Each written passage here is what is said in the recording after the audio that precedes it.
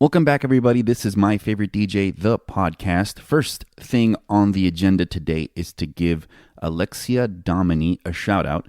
Last podcast, I think it was the last podcast, I said if there are any female listeners or any girl DJs, to please send me an email and I would give them a shout out. So I'm staying true to my word. Shout out to Alexia Domini. And I believe you're a DJ in Texas. So shout out to you. Thank you for listening. I appreciate you. Share it with your other girlfriends. See if we can get some more girls to listen to the podcast. All right, everybody. Today is part 2 of Graham Funke's interview conversation chat with me. I don't want to say it's an interview because I feel like we were bouncing ideas back and forth a lot. So that wouldn't be an accurate depiction of what is going on. I want to read. I think I have one question here. In regards to, actually, I have 2 questions. So I'm going to read these 2 questions, and then I will play the second part of the Graham Funke interview. First, I want to tell you guys that if you got a chance to check out DMS, which is directmusicservice.com, you now know how dope that website is and how you can find any music that you can't find anywhere else. Most likely it's going to be on DMS. And that's because the website is owned and operated by DJs. So they know exactly what to put up and what we would use on a regular basis. The DMS website gets updated pretty much every day, every weekday. And they have a really cool price break. If you decide to get a yearly subscription instead of a month by month, they give you a big price break. There are specific edits on DMS that you cannot get anywhere else. And not just that, but if you have dope edits that you want to be featured on DMS, you can email submissions@directmusicservice.com and submit your edits. And if they're good enough, they'll put them up. And that way you can have people find your stuff on the DMS website. It is one-stop shop. It is a one-stop shop to find the best range of music edits, regular exclusives that you can't find anywhere else. They have a great mobile app, so you can get work done anywhere. You basically link the mobile app to your Dropbox, and you can stream music on your phone and send it to the Dropbox. And their platform is worldwide. So if you actually submit an edit, it will be available to anyone on the entire planet. So just think about that. If you think your edit is good enough, I'll tell you that I didn't think this podcast was going to be good enough, and all of a sudden we're being listened to all over the world, and DMS directmusicservice.com can give you that same platform. Check them out. First question today. DJ Amro. Thank you for starting the podcast. I appreciate your honesty and positive attitude you continue to share. You're welcome. Number 1, if you could go back to and speak to your 21-year-old self, what kind of DJ/life advice would you give him? Work harder. And don't buy a 7 Series BMW. It's a waste of money. In a previous podcast, you mentioned that you are working on perfecting the transformer to crab scratch combination. What else are you working on as you continue to strive to improve as a DJ? Well, in regards to technical applications. In regards to technical applications of the craft, I feel like right now there aren't a lot of things on my to-do list. Number 1 is always sound clean and be smooth. But in regards to adding new tools to the arsenal, I think I've gotten pretty far with the tools that I have. I might not be the most technically skilled DJ, but that's not what people look for. It is what people look for in some places, but at least in the lane that I'm in, what matters is to be a good DJ, but the high-end technical stuff sometimes gets lost in the translation to the average person. So I continue to strive. I strive to communicate that I'm talented in a way that is understood by the person who might not know what I'm doing. That is the key.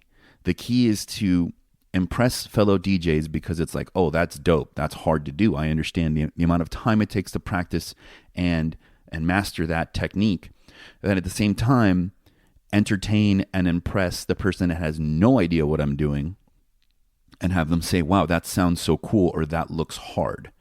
So it's finding that perfect middle ground, because we can just go to Qbert. Like, Qbert is one of my holy trinity members in regards to DJing. And he does things that are complex by black belt scratching standards. But sometimes that doesn't translate to the average person looking, because it can just seem like he makes it seem so effortless, and he's so good that it's almost like, oh, I guess that's what DJs normally do, because that's what he's doing. Like, they don't understand the concept that he is like an alien. He's light years above everyone else.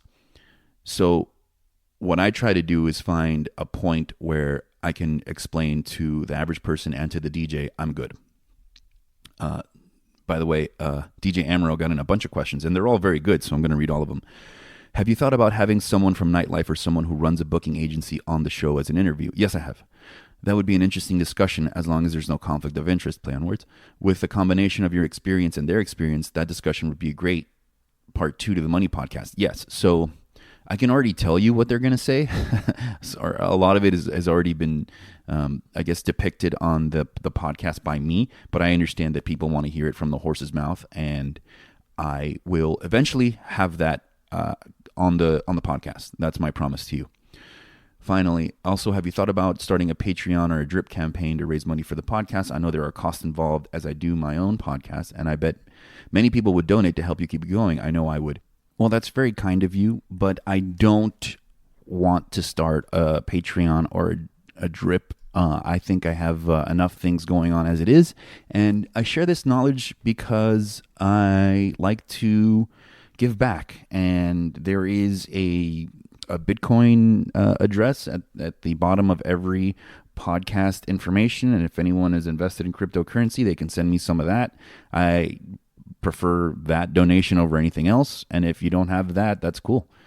I think I will find other ways to monetize this podcast. I do not want anything from the listeners besides their attention, and if I'm playing a show near your town, come and see me. And I know that sometimes can be hard because you might have your own gig, but if you see it and you're able to come by, say hi.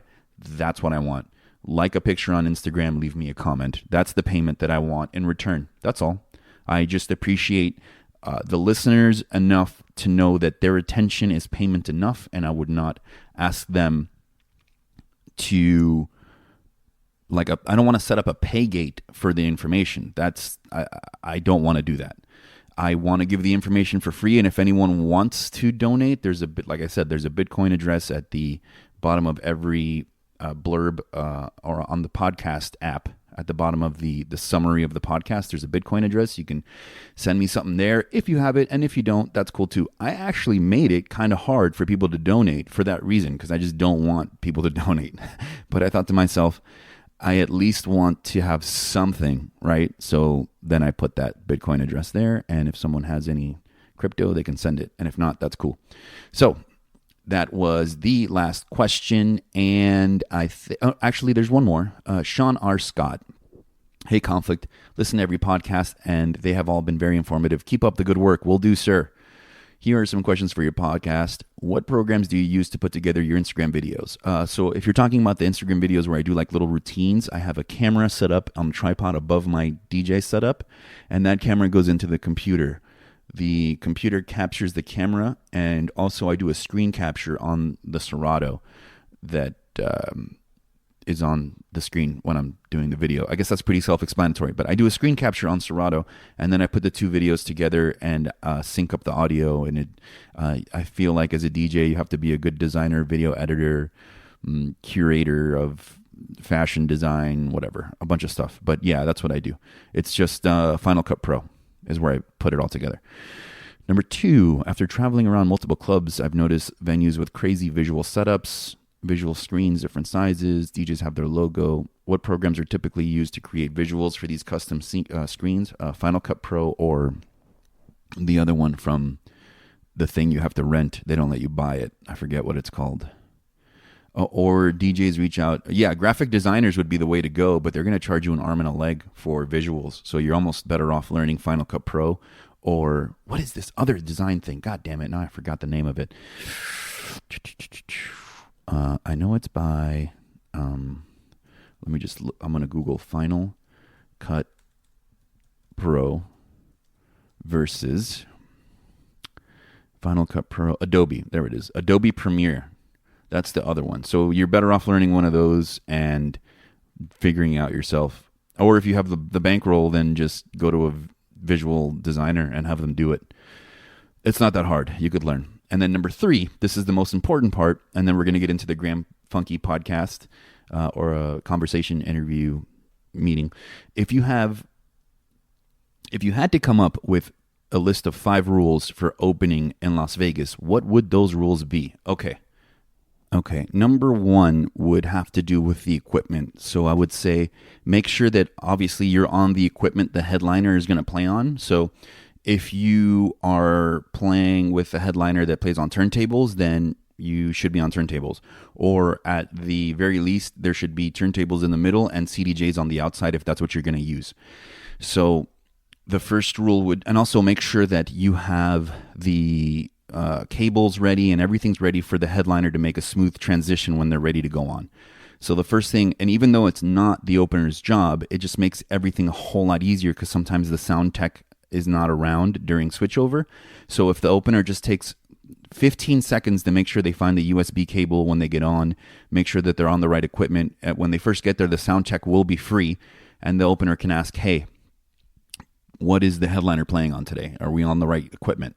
And then have them double check. So that would be the first rule, is make sure that all the equipment is in order. And even though it's not necessarily your job, it's very helpful for the opener and the headliner, and you guys should be working as a team. 5 rules is going to be hard. Number 2, I would say, would have to be no put your hands up records. And this is hard for Vegas because I feel like Vegas openers, not all of them, but from what I've heard, there's a lot of Vegas openers that get stuck inside of the same 75, 80 records, and that's what they play. And it's like the same 80 records from every opener. And I think that they have way more freedom and leeway to find other things to play besides those 80 records. Realistically, the headliner is going to play pretty much 90 to 120 records that are the same records that the headliners are going to play all across, right? So, and those have to be played because there's certain hits that have to be played.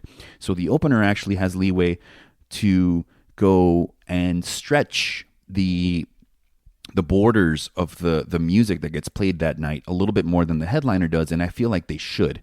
So I would say that rule number 2, I forget what I said at the beginning of this, but pretty long, but rule number 2 would be don't get stuck playing the same shit. No, that would be rule number 3. Rule number 2 is no hands up records, no put your hands up stuff. So as an opener, it's not your place to get the crowd in a frenzy, regardless of what management tells you, because there are ways to do it without playing those records. So if management is telling you, we want energy, and you have to play put your hands up records, or records that specifically say, put your hands up, put your fucking hands up, Vegas hands up, everyone hands up, everyone's hand, like all I do is win. That, like those big hands up records should be left to the headliner. That is a rule. The end. Now, do openers play those records? Yeah, all the time. But I think that that's not right. I think they're doing it wrong. And I will gladly tell any opener if they ask me. By the way, I don't give my opinion unless I'm asked. So if I'm listening to an opener and they're not doing what they're supposed to, I'm not going to say shit about their performance unless they say, hey, how was the opening? Not my place. I don't want to be like, hey, your opening was pretty good, but listen, these are the things I would change. That just makes me sound like a douche. So unless I'm asked for my opinion, I'm not giving it. So rule number 2, no hands up records. There's a million ways to create energy, and if you have to play a hands up record to create energy, then you're being lazy and you're not doing your job. But that's what I believe. Sorry, openers, if you do this. Fix it. Number 3, don't get stuck in the same 80 records that all the other openers play. Find other stuff. There's enough music out there where you can make creative connections between something known, something unknown, something popular, something that has a nice groove to it, that you don't have to play the same 80 records every time you open if you're an opener. And I'm not speaking to anyone directly. I'm not. This is just something that I've heard because I've been to a lot of different Vegas clubs where the openers are, and I get it, dude. Like, you guys are under the gun. Management is like energy, energy, energy. But we all deal with pressure. We all deal with pressure. As a headliner, you deal with pressure too. As an opener, you deal with pressure. So saying that, oh, they want us to give more energy. Yeah, I understand that. We have to give energy as headliners too. So how do you mitigate management breathing down your neck? Is by making sure that you have enough music that doesn't have put your hands up and that isn't the same old shit and that sounds good, which means you have to do work when you're not at the club. So putting it all together is like the final step in being an opener. Being an opener is 90% music, screening, and finding, and 10% application at the club. Number 4 would be, as an opener, do not push the level of the party to 10. And this could go back to the last 2 rules. Also, they could be kind of used hand in hand here. But if you as an opener, or if any opener pushes the party to 10, then when the headliner gets on, they can only continue at a 10. So it's pretty much plateaued. So the arc of a night should give the headliner a little bit of room to increase the energy, increase the vibe of the party, the atmosphere. So if as an opener, you're hitting the big records, you're hitting put your hands up records, you're hitting the same 80 records that you or all openers play all of the time, and you're pushing the party to a level of 10, then what is the purpose of having a headliner? You're already doing their job. And you're being detrimental to the arc of the night and how long people are going to stay. And this is a huge problem in Vegas. And I think that management doesn't get it. Management is like energy, energy, energy, but you're peaking the crowd early, which means they're going to get tired and leave early. So I think that they're doing it wrong. Now, there might be some sort of scientific formula and algorithm that Vegas applies that I don't know about. Maybe they sat there and crunched numbers and they like said, okay, tonight you're going to play chill, and then tonight you're going to play with energy. And then they did the math after a certain amount of nights, but I highly doubt it. I just think that management understands what energy is and nothing else. They understand that energy, good, period. So that's what they tell the openers to do. Energy, energy, energy. So it's actually up to the opener to give the management what they want, but at the same time, be respectful of the headliner and ensure that the night has a good arc to the energy flow. So, man, you guys have your job cut out for you, but it's what the job entails. So if you don't want to do all that, then don't open. Don't be an opener, right? If you're going to do it the right way and help your career, help the career of the headliner, help the nightclub make more money. Because it can all be done. So rule number 4, don't push the party to a 10, because then there's nowhere for the headliner to go from there. He can only, or she can only continue the energy at a 10. And that is just detrimental, because if you're an opener and you're playing at a 10 at 11:45, or not, let me change the numbers here. If you're an opener and you're playing at maximum energy at 11:45 p.m., then that means when the headliner gets on at 12:30, it's been 45 minutes of peak energy. And even though if you drop it down a little bit, like, you've already wasted that turbo button. Like, if Fast and the Furious has taught me anything, is that you only have so many shots of nitrous in your car. And if you're pushing that button to hit the nitrous before the headliner comes on, then when the headliner comes on, the crowd's going to be empty. And they're not going to be able to get pushed faster, higher, further again. So rule number 4, don't push the level or the intensity of the party to the max, because that is not your place, and you're being more detrimental to the overall arc of the night and to the headliner than you are by getting a little bit of shine because you can make people dance. It's like, we get it. You're in a Vegas club, or you're in a major nightclub. If you're an opener, you're already good enough. And technically, you're vice president. You're second in command if something goes wrong.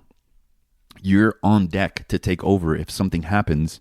You are already there. You don't have to prove yourself anymore. What you have to do now is make sure you do a good job for everybody. Which leads to number 5. Stick around. listen, learn, and plan your takeover. So this is the rule that is not going to be so much pushing openers to do something that is helpful for others. This is helpful for yourself.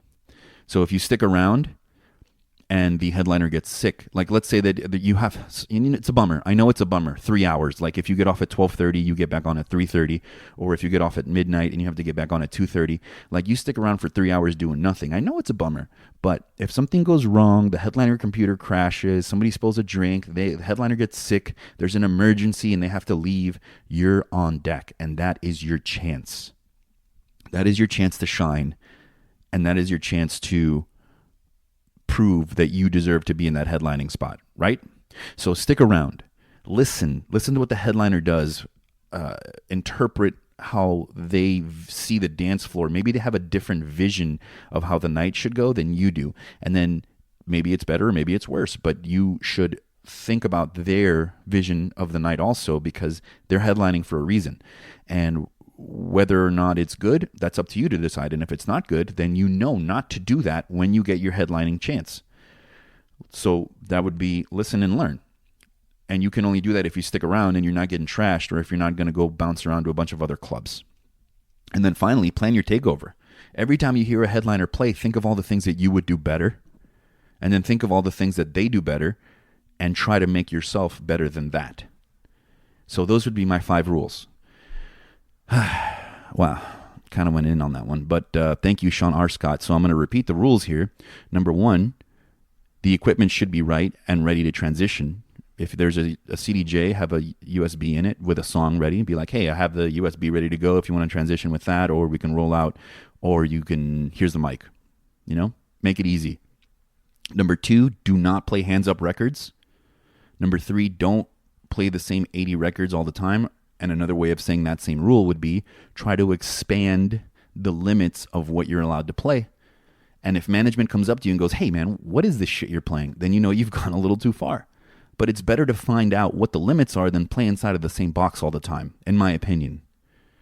Number 4, don't push the level of the party to 10. Don't push the level of the party to maximum energy. Do not peak the crowd. It's not your job. It's not helpful to the overall arc of energy throughout the night. And number 5, stick around, listen, learn, and plan your takeover. Ladies and gentlemen, this is My Favorite DJ, the podcast. Send me your questions to myfavoritepodcast@gmail.com. I shouldn't have used all those words together because now it's a little bit confusing, but I'm going to say this.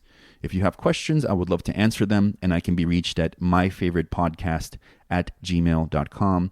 Here is part 2 of Graham Funke. The open format DJ is king because he can do everything. Right. If you need to do 90% EDM music, I can do 90% EDM music all night and keep the room. Right. If you need a hip hop all night, I can do that too. If you want a nice mix, I can do that too. And there's plenty of guys that are booked as I'm this particular DJ that they're not equipped for that. You're seeing a lot of EDM guys like throwing hip hop songs. The problem with it is you see the reaction, right? Like you see an EDM DJ and drops DMX and the place goes crazy, right? Mm-hmm. You're not doing it right. Just not doing it right. Right. It's faking it. It's faking the funk. But so this, I think, is probably going to be the last wave of their kind, because first they got on by the records that they made and the fans and the tickets they could sell. Now they stay on because they're running into our shit. So yeah. They're playing the stuff that we know how to play it properly. But it's the exit gasp of their kind, because what's next is people are going to be like, well, this doesn't feel real. I want some real shit. And you have a couple of paintings up around here, so you obviously appreciate art. But yeah. What I always say is you could buy a print of the Mona Lisa on Amazon and hang it up right here, but there's not going to be a line out your door to come see it, right? Because people want the real shit. Yeah. So they buy a plane ticket and they buy a museum pass and a hotel to go see it, and they want the real thing. And I think eventually people are going to want the real thing when it comes to music. I don't disagree. You know, again though, you can't dictate to people what they want. No, but you can guess trends, and that's the trend that I'm guessing. Yeah, you just go for the majority appeal. You know what I mean? Do you care if people use CDJs or controllers when they work? Not anymore. I mean, there was a time where listen, I'll play on a CDJ once in a while. If someone says you want CDJs or turntables, I go turntables. As an aside here, did you see those new phase things that came out? The problem for me is that I am very active on the center of the vinyl. Oh, if you look at the spin thing, if you see a picture of me DJing and look at the center Serato sticker, it's very worn. So like those little phase things, it's a great idea, but I'm like, that thing's going to be in my way. Just like dicers. I never use dicers because they're in my way. Understood. Not that they're not, handy. Well, I never like dicers because it doesn't look like you're doing anything. Like, I would much rather have a controller up to add to the aesthetic of the performance rather than, and I'm sitting up and just kind of moving my fingers here. This is what a dicer looks like. Yeah, Stone Rock had pointed out at some point when there was lots of convenient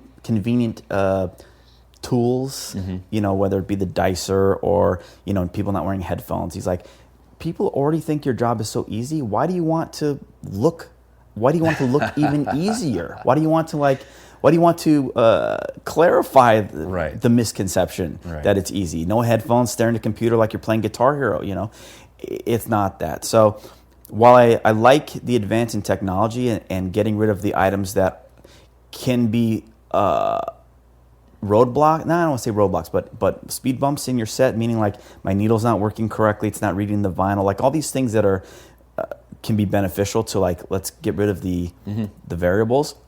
At the same time, I'm like, that phaser's in my way. Right. What you're used to, the way that you operate, though. So the thing is, if for somebody that doesn't use turntables, there's a couple of ways to speed up a record if it's kind of falling behind. When you mix sonically, which hopefully you guys will eventually take the time to learn how to do, not just visually with Serato with no headphones, but when you mix sonically, sometimes the record will fall a bit behind, and there's a tactic where you kind of spin the sticker of the record with your finger, barely just hovering, but enough contact to move the record a little bit faster so it catches up. It usually comes from quick mixing. Right. Learning how to, being back on vinyl like before Serato, quick mixing, not letting 3 minutes of a song play.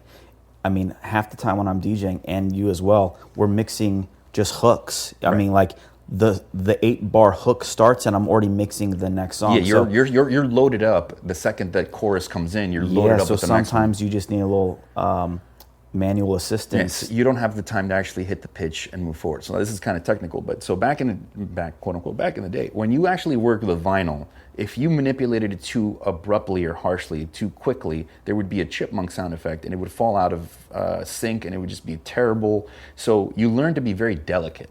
And this is where this very soft finger scroll around the sticker in the direction of the platter spin would help the speed of the record catch up to where you needed it to be. You couldn't just push it or move it up because it would completely fuck up whatever you were doing at the moment. But the other technique, and you see guys like, if anybody ever saw Vice on vinyl, right? He didn't touch the record, and I think whoever taught him how to DJ said you don't never touch the center, you ride the pitch, we call it, right? So instead of just like minute movements on the pitch, you're doing drastic movements on the pitch to slow up and speed down. Which I mean, I'm a fan of all of those tactics. Yeah, so of course. Whenever needed, I'll hit any one of those. Another one that I saw that I don't know if you've seen this, but this is something that when I saw it, it blew my freaking head. The dude was hitting the 45 button and back to the 33. Oh wow! I mean, that's dangerous to me. Give it a bump, but he was just like flickering, so it'd be like bing, bing, bing, bing, bing, bing. It's like playing guitar, man. Like Tom Morello plays guitar a certain way, where it's like it's very technical and like using techniques that you would never imagine, or like Jimmy Page using a bow. I mean, it's just using different techniques to get the same job done. But at the end of the day, you get the job done. Yeah. But coming back to CDJs or turntables, you don't care if people use them. No, of course not. I mean, like, because Stone Rock has a pretty strong opinion about all this. I wonder how much of it still exists with him, only because at a certain point you're like, all right, what can I do about it? But he has a deep love of DJing, right, and what it should be, and it's okay to feel that way. And I have some of those same opinions. maybe I just don't voice them, or maybe I'm just like, this is not worth losing sleep over. Right. But yeah, do I think you should learn on turntables? It would be great. You know, that's the one tool that has continually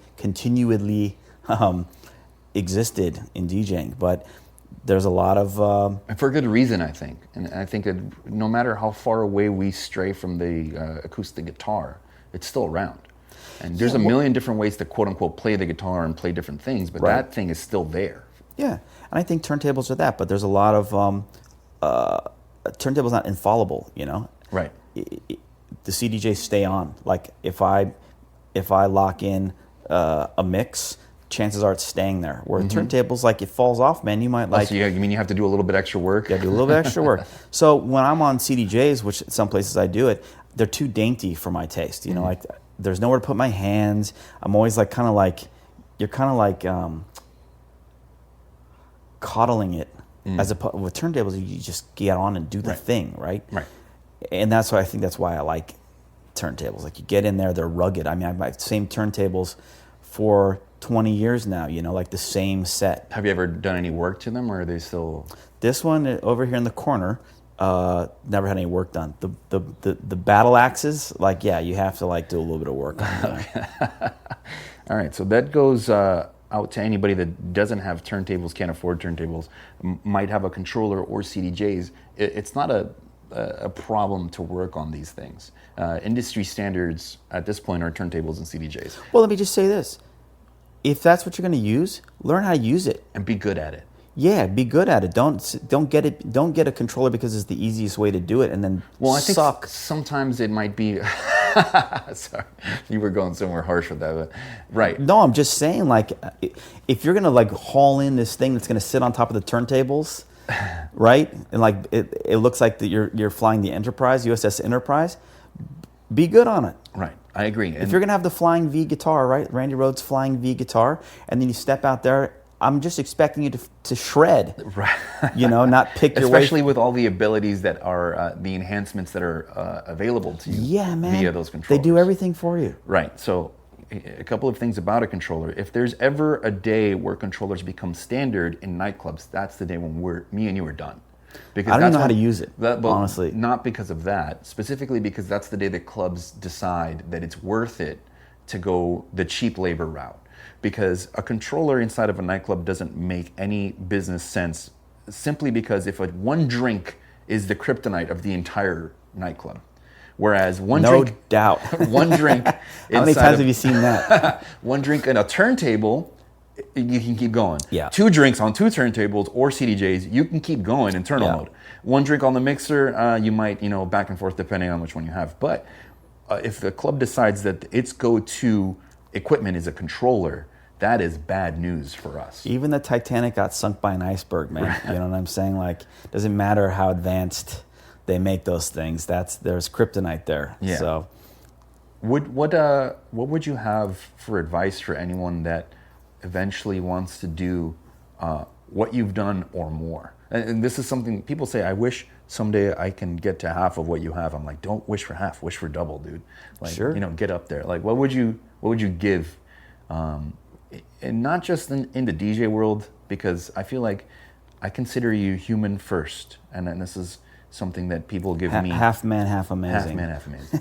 People give me the compliment. They're like, wow, you're normal. I didn't expect you to be so nice. And it's like, well, dude, I'm human first, DJ second. So whatever I do behind the turntables is my job and what I love to do. But I'm obviously going to treat you nicely because I'm human first.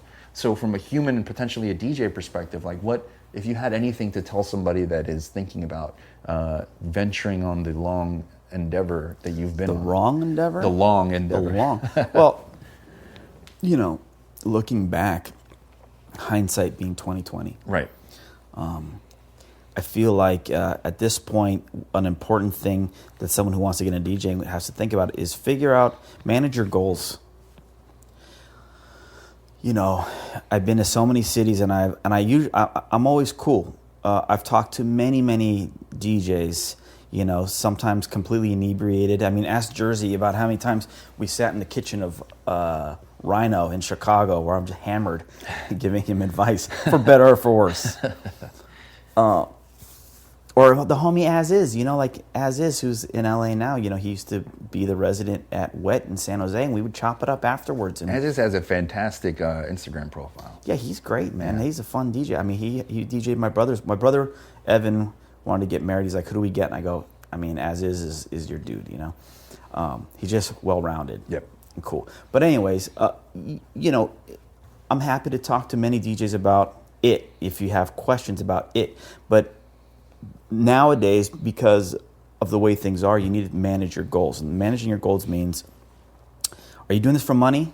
Because you can stay home in your market and make money. Mm-hmm. Do you want to travel? You might have to make concessions to get you have to figure out what you want out of this. Mm-hmm. So once you figure out what you want out of this, you can't have it all. No one's going to have it all. That just doesn't exist anymore. I mean, even working 7 nights a week, as I did for many years DJing, that doesn't exist. No one gets to work 7 nights a week anymore. That doesn't exist. That kind of DJ, quote unquote, career, I never call it a career because no one, at least I never was like, let me start my DJ career. It just kind of like, whoa, 10 years passed or whatever, what happened? You can figure out now what you want out of it. Maybe you just want some attention, and that's great. Maybe you want to perform, that's great. Maybe you think you can get rich, and that's great. Maybe you think you can get famous, and that's great. Maybe you want to see the world. At this point, because everything is, been chopped up, you don't get to have all that stuff. It's very difficult to have it all.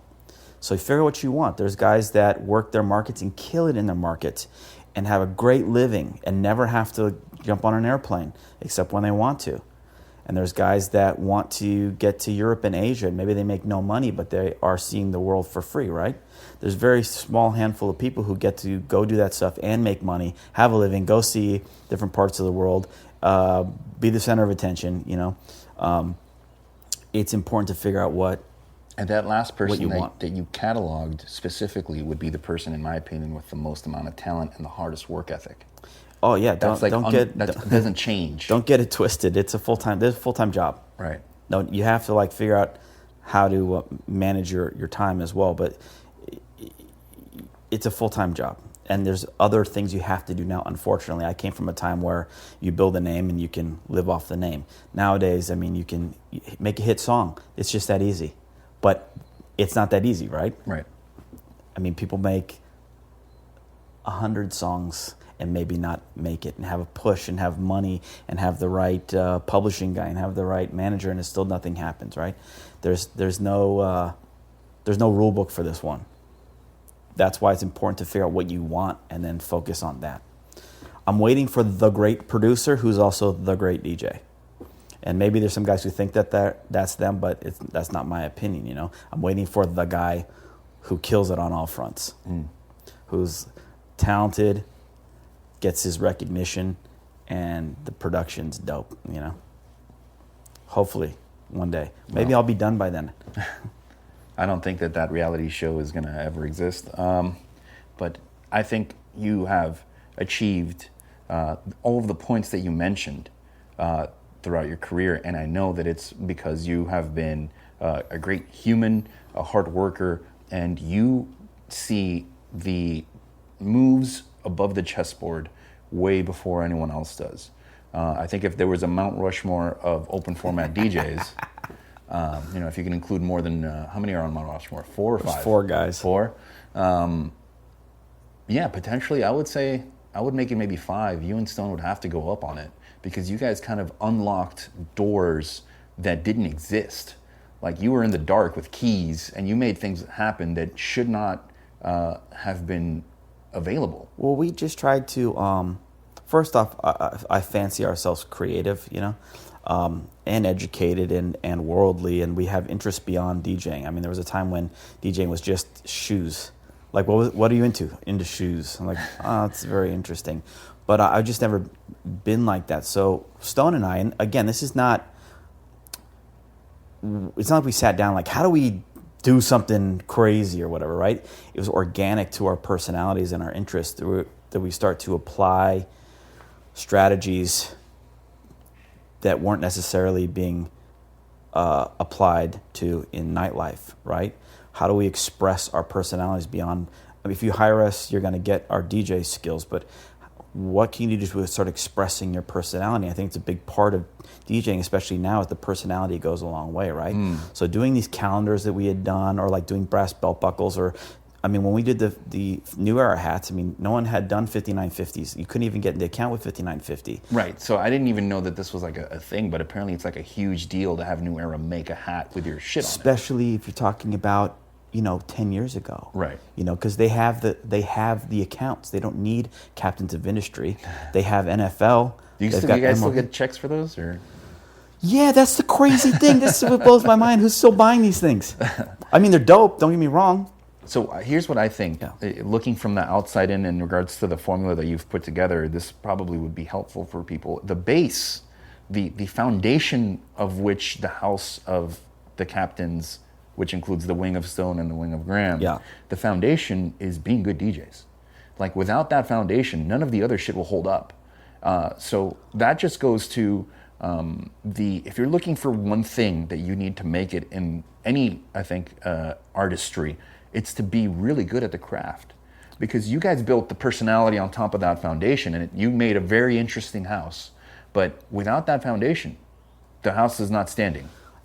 While we used to subscribe to, and again, this has probably fallen by the wayside in terms of opinions for nightlife, but the skill set was the unspoken, accepted element, right? Like it's a given. Mm-hmm. It shouldn't be the discussion. So when you have, in the era where they were hiring X DJ, for instance, like, oh, well, he's getting better. I'm like, I don't want to hear that. I don't want to, you're paying him. I don't want to hear he's getting better, right? I want it to be the given that you can go do the job, and then you say, what else do you got? It's almost like finding a mate. Like you have certain expectations for what you want to settle down with, and you go, okay, you're good looking, a given. You're educated, you're a given. What else? Are your parents cool? Do you drive a cool car? Like, you want to know the other components. Right. So for you guys, it was default. You're good. That's what was required, because we came from an era where that was the case. Right. You didn't get put on if you didn't do the work. Right. You didn't get work in Los Angeles unless you. Somebody said he's good, put him on. Yeah, and you could vouch for guys and say, yeah, if you couldn't do that night, you say, hire this guy, and they take your word. I would never do that. Now it's crazy. Right. That's crazy to do that. People offer, let me travel with you and open for you. I go, that's too risky for my taste. You know what I mean? I mean, obviously, there's guys. If you and me went out on the road, like there would be no doubt that it would be all good. But any night that you need me, that I am free, I would love. I'll fly myself out. Who opens for who though? I'll open for you. No, I'll open for you. Then I can just get drunk the rest of the night, drink scotch the rest of the night. No, didn't we play together recently? No, you didn't come. We played at Basement. You were supposed to, but yeah, I had a thing come up. Yeah. God, we haven't played together in a long time. I know. I've been thinking about ways of putting it together. I think. But I mean, I had blast that night with the other homies. Yeah. DJ. Anytime I think you get to DJ with your friends, it's like. Well, that's one thing people say about Stone. They go, "Are you guys DJing together?" I go, "It's difficult because to make it worthwhile for both of us to show up." Mm-hmm. And not that we're like out to like grub money or whatever. Right. Lewis over here, listening like, yeah, double the money. But there's a premium to be paid when you have two. Just to make it worthwhile. Right? Yeah, just to make it worthwhile. But we had a blast, especially in the days when there was that kind of budget.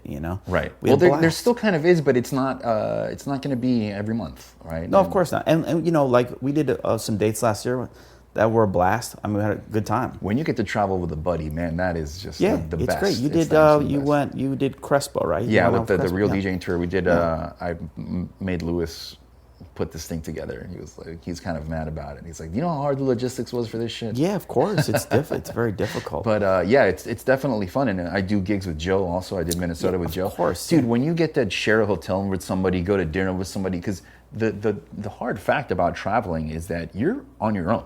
Yeah. So like it's like if you get sick or you get lonely, you get sad, you're just like on your fucking yourself. So when you have someone else to bounce an idea off of, or be like, hey, you have this song? Right. Dude, that just fills my soul. I'm like, this is great. I totally agree with you. In fact, like when we played, and it's not just with him now. I mean, when I play at Blackbird, for instance, you know, like Damien Yancey is great. Fantastic. And Damien moved to Miami, and he came out to a lot of my gigs when he first moved out to Miami. And then after he did it, and this is by no means is Damien an opener, because Damien's a killer. Right. He's a fantastic DJ. But what he was doing is he was laying the groundwork for his ability to work more in Miami. He looked me up, came to my gig, started hanging out, and I noticed for like maybe 2 or 3 weeks he'd come out to every single time I was playing, and I was like, oh shit. So then one night I was like, hey man, do you want to close? So I put him on. He didn't suck.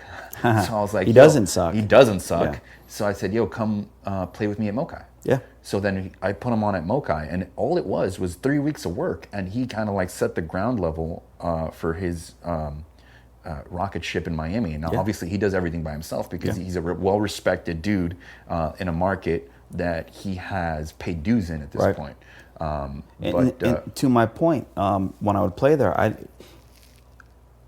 he doesn't do the opening set. I go, let's play 30 for 30. You know, that's what we do. Same with Stone, because I go back to back with him. I'll do 30 minutes. He does 30 minutes. I go, he goes back on. I go back on, and you really can create this fun dialogue. Oh yeah. By, instead of it being like, here's his 2-hour set and here's my 2-hour set, something to be said for like the 30 minutes goes by so quick, and you're getting super creative. So fast. And because so, you're not worried. I feel like you're not worried about the next hour and a half. You're right, like, of I course. got 30. So when the captains, me and Stone, would play, we would do the 30 for 30 sets, even before there was ways for 2 computers to be running. We would like catch a roll, or we'd find a way to like switch off, because it's just way more fun to do it that way. Like, what's your preferred method of switching over? Geez, honestly, so many things can go wrong. I like to put a stick in the CDJ and mix a MP3, and then say, okay, get out of my way, and then set up. I mean, honestly. And did you ever operate beyond the 30 and 30? Did you ever? Because I remember I played one time somewhere, and they were like, you do 3, I'll do 3, like 3 records each. That's more difficult unless you have 2 setups. You know what I mean? So like we talked about Z-Trip at Palms. He would do his show, and then the rest of the night we would do that. We'd go 1 for 1. Wow. And what's the purpose of that? Just to like have stifle fun. The next person? Just have fun, you know, like, and you know, when you're going 1 for 1, you have to be on the same wavelength for sure. Not only have to be on the same wavelength, you have to be able to DJ, because you're mixing. Every mix you do, you're mixing out of your orally, AURAL, right? Orally, like with your ears. You're not looking at, anybody who sits there and stares at the computer screen is not going to be able to do 1 for 1 with Z-Trip or anybody else for that matter, because you're literally mixing with what you're hearing him play, right? Right. So, do you still have those skills that are sharp, like the sonic? Okay, I'll say this. You know, like back when you had to DJ like that, there were no songs at 60 BPM. Right? Where there's so much space between each snare. So, yeah, I can mix. I mean, I can mix, when I mix an MP3 in on the CDJ to set my computer up, I have to do 2 mixes. I have to mix that in with whatever's playing, and then I have to mix out. So you have to do it. So, yeah, I can do it. If I did an all vinyl night, I mean, I haven't done that in so long. I don't know how great it would be. You'd have to, like, that's another skill set. It's like riding a bike. If you hadn't ridden a bike for 20 years, you still have to. There's a learning curve left, right? But nowadays, it's much more difficult to mix 60 BPM records with just your ears. You need the computer a little bit as a guide. You can't, I want to say you should rely on it, but if it helps the job, I think it's okay. With the 2 snares of the 2 songs playing, can fall off so quick at 60 BPM because there's so much space between them, you know? So I say use both if you're mixing 60 BPM. Like, listen and glance at your computer. People who stare at the computer all night, that's crazy to me. I don't even get it. All right, I have one more question for you. Yeah. Is there anywhere that you haven't DJ'd that you want to DJ? You can take your time. Yeah, I mean, I haven't been to every country yet where they have DJs, right? But somewhere that's like, I don't know, I haven't played there, but have you ever played in like in Alaska or? No, I've always wanted to see Alaska. Here's the thing. once you start being a traveling DJ, you start looking at I know where you're going with this. a reason for to go up there. Like, man, let me go DJ in Alaska. I can see Alaska. Yeah, like you set up something with the club where it's like, let me do Friday and Saturday 2 weeks in a row, and I'll give you a price cut. Yeah, but I don't. Yeah, there's many states that just don't have. Here's not Red Bull DJ team from whenever that was. There was 8 of us on the team, and it was an ingenious idea. So the people on the team were me and Stone, Jazzy Jeff, Spider, Tina T, Mick Boogie, Jesse Marco. Who am I not thinking of here? Someone's going to be angry at me. But anyways, there was a DJ team, and Red Bull paid. We were on salary for the most part, right? And they were sending us to markets where there was not a huge nightlife culture. To say, hey, this venue probably is not going to spend money to bring in one of these guys that cost what they cost, but Red Bull's going to pay for it as a Red Bull promotion. So I ended up going to these crazy markets that you would never end up in, and just seeing what it is. And it was such a great idea. It fell flat a lot of times because it's not just inserting that into the market. You also have to there has to be an appetite for that. What do you think the chances are that you can use your connections to make that happen again? The Red Bull DJ team? Yeah. I don't think there was an experiment for them, I think. I think we did it for 2 years. It was an experiment for them in order to set up their ABS, which I'm not sure if the ABS still exists, but it's called the Artist Booking System, where they have a network of DJs, and they have their DJs for that market. So whatever the gig is, Pride in Chicago, like they'll pull from their network. So so the team was to set up that network, I believe, but they don't use the DJs from the team, quote unquote, like they used to. I mean, we still do a Red Bull thing on occasion, but it wasn't like that. I mean, because I've thought about it, and Obscene and I are both Red Bull champions. You obviously have a history with Red Bull. Yeah, we hosted the finals. And it's dope to travel with your DJ buddies. So I just think of all these things together, and I'm like, I wonder if there's a way to tie it. Well, I mean, even the three style, like that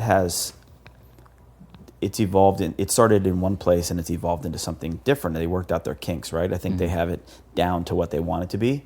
Whereas early on, it was kind of just like the Wild West, Which was better because they paid a lot better. The gold definitely was being mined at the time. I mean, imagine hiring me and Stone to host the national finals. That's crazy. That's like hiring James Franco for the Oscars.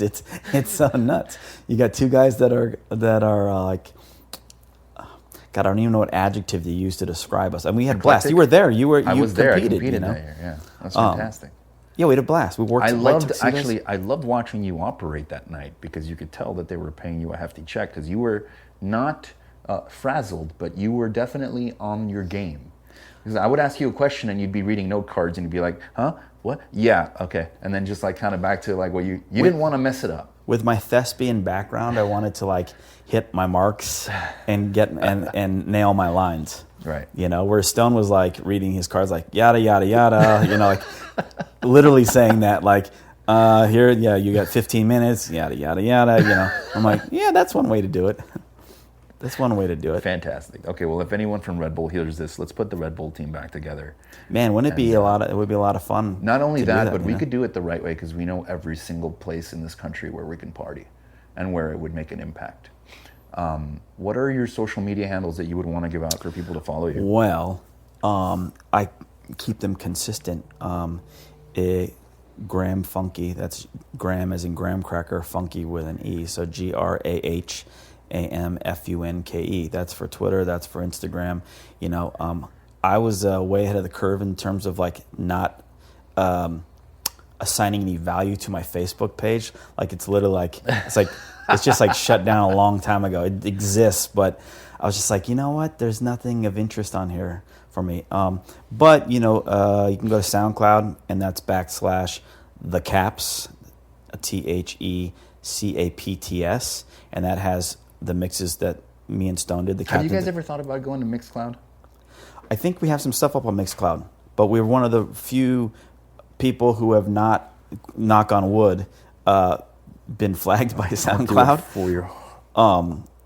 Because you might have procured some sort of a whitelist, which only the people that swing the heavy balls get to have on SoundCloud. We've never done anything except upload stuff. No, but you have friends that have EDM connections that potentially could have. I am not positive if. Who knows? Right. I have no idea. But it's working, so it's there. Like, watch it get shut down. Like, get the email today. It's done. But yeah, I think we have something up on Mixcloud. I mean, but yeah, that's where the mixes are, and that has the mixes from the captains, the catalog, as they say, the Trabajo, Mas Trabajo, and best CD we've made since Trabajo, and No Mas. But in addition to the other stuff I've done for various, like my own stuff, my own mixes.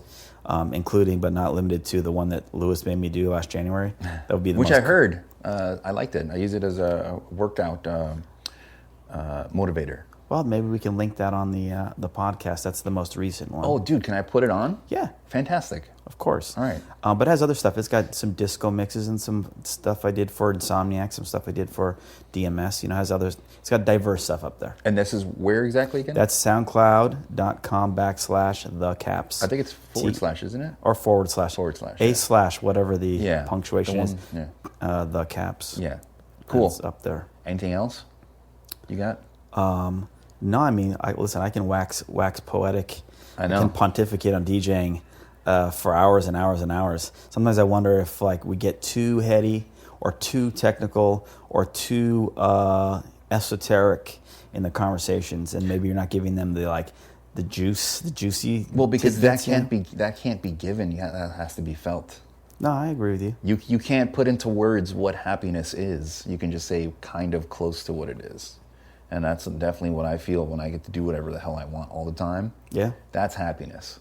I'm with you. Yeah. You got anything else? No? He doesn't want anybody to know what his voice sounds like. No. Well, now that I had somebody big on the podcast, he's going to have to do it. Yeah, don't you? You can have we'll get the voice disguiser for Lewis. Oh, wow. Identity. We'll get the voice disguiser and then get the little knob that's also niceness and turn it up slightly, just so it comes through. Politically correct. Or we need Switzerland with Germany. All right, Graham. No doubt. Thank you. All right. Thank you. Bye. Bye.